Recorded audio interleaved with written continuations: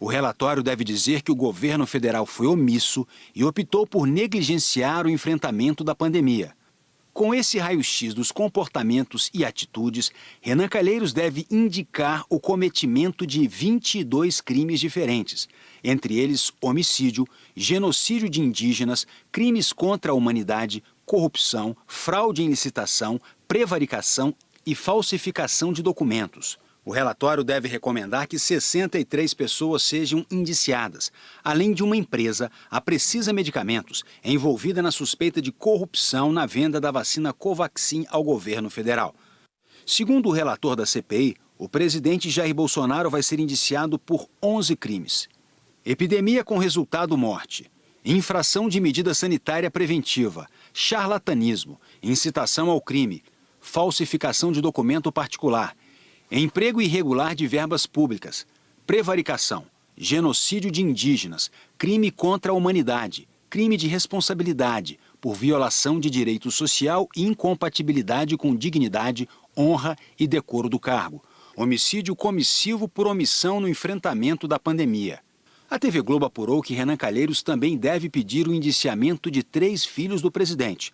O senador Flávio Bolsonaro, por advocacia administrativa, quando um servidor se vale do cargo que ocupa para defender interesses privados, incitação ao crime e improbidade administrativa. O deputado federal Eduardo Bolsonaro e o vereador Carlos Bolsonaro, por incitação ao crime. 6 deputados devem estar na lista de indiciados de Renan.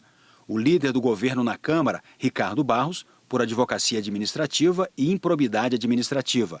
Osmar Terra, por epidemia culposa com resultado morte e incitação ao crime. Carla Zambelli, Bia Kicis, Carlos Jordi e Hélio Lopes, por incitação ao crime.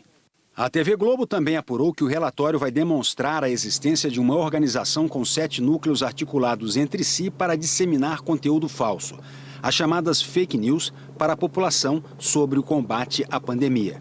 A CPI constatou que a estrutura oficial do governo foi usada para levar desinformação aos brasileiros. Parte das informações que devem ser utilizadas no relatório foram compartilhadas pelo Supremo Tribunal Federal a partir de investigações já feitas pela Polícia Federal no inquérito das fake news. De acordo com a apuração da CPI, o comando vem do presidente da República, Jair Bolsonaro, e dos filhos, que criam e replicam fake news sobre os impactos da pandemia. O relatório deve dizer que o segundo núcleo, formulador, e o terceiro núcleo, execução e apoio às decisões, são formados por servidores do gabinete da presidência, incluindo o que ficou conhecido como o gabinete do ódio. E o quarto núcleo, político, é formado por parlamentares, políticos e religiosos que dão suporte às decisões da organização. Os outros 3 núcleos estariam mais relacionados a pessoas de fora do governo. O núcleo de produção das fake news e operação das redes sociais, o de disseminação das fake news e o de financiamento desses conteúdos. A assessoria do Palácio do Planalto não se manifestou sobre o assunto. Flávio Bolsonaro afirmou que as acusações contra ele e o governo não têm base jurídica e não fazem sentido. Carlos Jordi afirmou que a CPI cria narrativas contra Jair Bolsonaro. Carla Zambelli acusou Renan Calheiros de antecipar o relatório e diz que vai denunciar o senador à Procuradoria-Geral da República.